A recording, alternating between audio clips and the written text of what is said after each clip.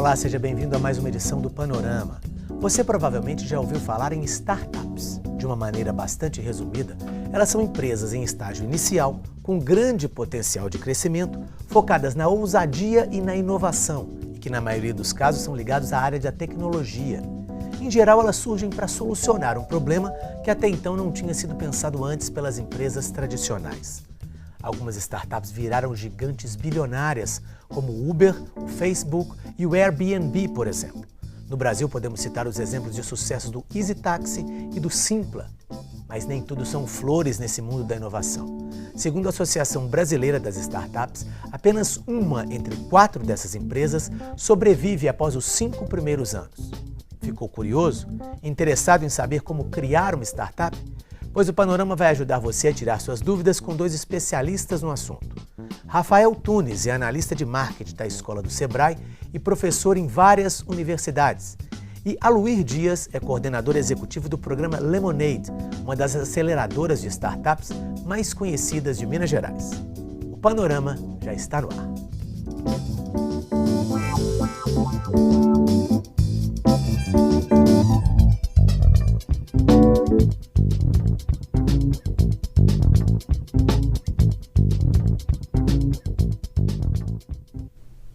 Muito obrigado, Rafael, pela presença, muito obrigado a Luir também. Rafael, eu queria começar conversando com você para a gente falar um pouquinho desse conceito da startup. A gente falou um pouquinho no início ali que tem uma empresa que tem foco na inovação, que tem foco mais ou menos na área tecnológica. O que mais que a gente pode falar desse conceito do que é uma startup? Bem, primeiramente, obrigado pelo convite. É um conceito que, como você bem falou no início, né, é um estágio inicial, não é, de uma ideia de negócio que está virando um negócio. Hoje observa-se realmente que são negócios disruptivos. Né? O que é disruptivo para quem não está dentro do mercado? Vem romper com uma forma tradicional, vamos dizer, de se oferecer um serviço. Uhum. Então, oferece uma proposta de valor de uma maneira em que não era executada anteriormente. Uhum. Normalmente facilita-se mais a vida, né, do consumidor ou do usuário, quando muitas das vezes a gente está falando também de soluções que invariavelmente vão passar por algum aplicativo, que é muito comum também das pessoas verem, não é, startups aí vinculadas a aplicativos em seus celulares. Uhum. Não é apenas isso, claro, mas é uma forma de entender, né, por meio de plataformas, muitas vezes, como que essas startups aí com novas ideias, soluções para problemas do dia a dia, muitas vezes. E há também, claro, startups voltadas a negócios da área de tecnologia, de biotecnologia, por exemplo, que vão aí suprir necessidades outras e aí num nível tecnológico mais avançado. Uhum. Bom, a Lemonade é uma aceleradora de startups. Define para a gente, para quem não está muito no meio, o que é o papel de uma aceleradora? O que a aceleradora faz? Na verdade, a Lemonade é uma pré-aceleradora. Então define para a gente o que é uma pré, o que é uma aceleradora. Então, assim, é interessante a gente entender o caminho da ideia, né, que a gente consegue entender quais são os programas que conseguem ajudar o empreendedor em cada etapa. Então a gente tem muitos programas de sensibilização, que são programas curtos, de 1, 2, 3 dias, que podem ser exemplificados como até uma palestra, algo que seja simplesmente para poder introduzir o conceito do empreendedorismo na vida daquela pessoa, que é a primeira vez que ela vai ter contato com isso. Né? Então aquele momento de sensibilização, onde ela acorda para o mundo empreendedor. Uhum. Logo em seguida ela tem uma ideia e ela precisa tirar essa ideia do papel, né? A fase de ideação. E aí ela precisa transformar isso num que a gente chama de modelo de negócio, que é um arranjo, como que você faz para entregar um valor para a pessoa e receber de volta dinheiro, né, em função daquilo que você está entregando. Então aí vem os programas de pré-aceleração, né? É assim como o Agita do Sebrae, o Lemonade, né, que foi criado pela Fundep, e nós temos outros no país. O Startup Farm foi um dos pioneiros nessa área de pré-aceleração, né? Hoje está até trabalhando na aceleração também. E aí depois que você passa para a pré-aceleração, né, no caso do Lemonade especificamente, a nossa pré-aceleração ela vai até a primeira operação comercial. Então a gente faz... Ou seja, até, vamos dizer assim, da ideia até abrir a empresa. Até o primeiro real, entendi. Da ideia até o primeiro real. O programa chama Meu Primeiro Negócio, né? Então é inspirado naquela coisa de colocar as crianças para poder colocar a banquinha de limonada na frente de casa, aquela cultura americana que é muito forte empreendedora, né? Então a nossa ideia é dar a primeira experiência de como montar um negócio. A gente fala que o Lemonade, ele é na verdade uma escola empreendedora e o efeito colateral dele é gerar negócios, né? A gente foca sempre muito no empreendedor e por isso a gente consegue gerar alguns negócios de sucesso. Uma vez que ele iniciou a operação comercial, né, que ele validou o modelo de negócio, ele sabe como que ele vai ganhar dinheiro, aí ele segue com duas linhas de desenvolvimento. A primeira que é em relação ao produto dele, o serviço, que é fazer a primeira versão, né? E a outra que é entrar com uma aceleração, onde ele vai fazer o crescimento, o escalonamento do negócio, né? Pois é, vamos parar por aí para a gente fazer um ping-pong aqui, depois você vai continuar nesse ponto da história. Eu queria perguntar justamente isso, ou seja, o Aloysio já chegou no ponto de que vai ganhar o primeiro real. Agora eu quero chegar lá para frente. Essas empresas que a gente citou no início, Facebook, Uber, Airbnb, chegaram do primeiro real para bilhões de dólares num espaço muito curto de tempo. Há algum tipo de explicação? É possível? Elas são exceção da exceção? Como é que se explica esse crescimento tão rápido e tão, vamos dizer assim, nunca antes visto, né, na história da humanidade, vamos dizer assim?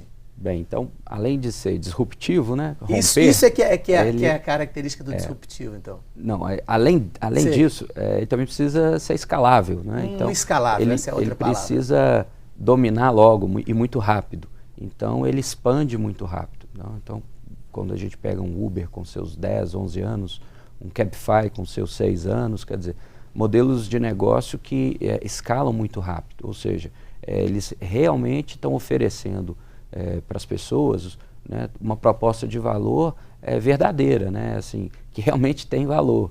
E a prova disso é que se consegue, por meios técnicos, aí, você aplicar essa solução, esse serviço em várias praças ao redor do mundo, mas ao mesmo tempo é uma dor que pessoas ao redor do mundo possuem. Então, deslocamento, transporte, é algo que atinge. Então, no caso dessas duas empresas, a gente consegue ver esse exemplo, né, da coisa ser escalável, né, e muito rápido. Não diria, é difícil, não é toda startup que vai conseguir sobreviver no mercado, como a estatística da Associação Brasileira comenta. É complicado, mas entende-se que ao ser uma startup, ao estar nesse mercado, a escalabilidade é algo que ela tem que buscar com muita disciplina e com muito empenho, né? Algumas startups ainda ficam num estágio local, por exemplo, ainda não conseguem transportar aí a barreira geográfica, não é, de seus serviços, mas esse é o objetivo. Perfeito. Estávamos parando ali quando se ganhou o primeiro real. É aí que entram os chamados investidores? Na verdade, os investidores entram em qualquer fase, né? Qualquer fase. Desde a fase da ideia, a gente tem já, assim como você tem programas de auxílio em cada fase do desenvolvimento do negócio, você tem também uma cadeia de investidores que cada um é especializado numa etapa do seu negócio, né? Tem gente, lá por exemplo, no Vale do Silício, que a gente tem um ecossistema extremamente mais desenvolvido do que o Brasil, né? Você tem fundos de investimentos especializados em investir só em ideias. Olha, né? A pessoa que não tem um produto ainda. Ou seja, ela já tem a ideia, mas alguém viu um potencial enorme dessa ideia e já investiu dinheiro colocar aí. Dinheiro, com um altíssimo risco que a gente fala, né? E ele se torna sócio da empresa, no caso? Ele se torna sócio, nesses casos ele morde uma parte bem substancial da empresa. Ué, mas enfim, né? Faz parte do negócio. A gente queria mostrar que a nossa equipe de reportagem visitou um encontro em Belo Horizonte que reuniu dezenas de potenciais empreendedores para desenvolver num fim de semana a ideia de uma startup. Alguns dos participantes já tinham colocado as ideias na prática mesmo antes do encontro. Olha, as empresas, elas são das mais diversas áreas. Veja aí 2 exemplos. A gente promove campeonatos de jogo de computador como Counter-Strike, League of Legends e mais do que isso a gente promove a interação entre os jogadores, coisa que quando acabou as lan houses e o pessoal foi cada um jogando na sua casa, perdeu um pouco daquela emoção que tinha, de você vibrar, de você realmente estar ali e se sentir sendo um profissional. Nós trabalhamos com saúde do idoso frágil, que é aquele idoso que precisa de acompanhamento constante. Então a gente otimiza todo o armazenamento dos dados e compartilhamento da informação. Além disso, a gente usa ferramentas de computação cognitiva para poder antecipar situações de risco e evitar internações. Com isso, a gente tem mais segurança para o idoso e sua família, e mais segurança para o idoso e mais tranquilidade para a sua família. Pô, a gente pegou 2 exemplos aí bem diferentes. Um focado praticamente no universo do próprio empreendedor, que é jogos para adolescentes, para jovens, e um outro já focado lá na frente na saúde do idoso. Isso. Em tese, todos esses 2 programas têm as características de um sucesso. Você tem uma coisa que pode ser escalável, você tem uma coisa que tem uma utilidade para um determinado público. Quais seriam os próximos passos agora desses 2 jovens, por exemplo, aí, para desenvolver o negócio deles? No caso da Playoff, do Vitor, né, aí, conhecendo o caso dos jovens, realmente continuar fazendo a parte das pré-acelerações. Então, no caso, a Playoff do Vitor, que é de jogos, fez a pré-aceleração lá no Agita, por exemplo, conosco. Então, entende-se que agora ele já estaria apto para partir para uma aceleração. É um negócio, por exemplo, que já faturou pouquinho, mas já faturou. Então, ele já rompeu essa situação de conseguir o recurso. Ele já conseguiu lograr esse tipo de sucesso. Basta agora ele otimizar. E tentar e errar muito. E, por exemplo, nesse caso, eles erraram bastante para aprender. Então, o que, por exemplo, o que seria um erro e uma aprendizagem? Uma coisa interessante de chamar as pessoas fisicamente para jogar os jogos, abrir a sala, não é, de disputa, e o link da internet no dia não ter sido suficiente para suprir e terem que devolver o dinheiro, por exemplo. Entendi. Isso é um aprendizado. No caso do Dante, da empresa Core, também pré-acelerada no Agita e ganhadora do Hackathon da Unimed. Quer dizer, o primeiro cliente dessa startup foi a Unimed BH. Ou seja, é um grande cliente. Exato. Então, são propostas diversas, cabe um mundo de possibilidades e não tem idade, né? São exemplos de jovens, mas é comum você ter realmente uma mescla aí das gerações. É mais fácil, talvez, para essas novas gerações compreender os modelos, por serem usuários mais contumazes, por terem uma facilidade para navegar aí nesses ambientes e nesses entendimentos. Mas não há restrição de idade. Perfeito. Luiz, como é quem que, vamos dizer assim, avalia essas ideias? Quem, por exemplo, nesse encontro aí houve dezenas de jovens com dezenas de ideias diferentes e algumas delas vamos dizer assim, atrair os investidores, como você disse, né? Chamar a atenção de mais gente. Quem são essas pessoas e o que elas levam em consideração para investir numa ou noutra startup? Então, graças a Deus a gente está vivendo um momento muito bom em Minas Gerais, né? A gente tem um ecossistema que é o que mais cresce no país hoje. Então a gente tem um grande leque de profissionais aqui que tem experiência, que vão desde empreendedores que já têm sua startup, até investidores de fundos de investimento, né? Passando por professores, especialistas da área, de mercado, né? E a gente colabora muito, né? Então eu costumo ser avaliador em vários outros programas, já fui no Startup Weekend, até no Rio Branco, no Acre, já fui ser avaliador. E então a gente troca muito, né? Então a gente tem um especialista que está naquele outro programa, naquela aceleradora, então a gente chama para avaliar. Mas no Lemonade especificamente, a gente tem uma estratégia de trazer os especialistas de acordo com a fase que a startup está vivendo naquele momento, né? Então quando ela está na fase 1, que a gente fala que é de modelagem ainda, então a gente traz normalmente empreendedores, professores, pessoas que entendem mais a parte didática do modelo de negócio, né?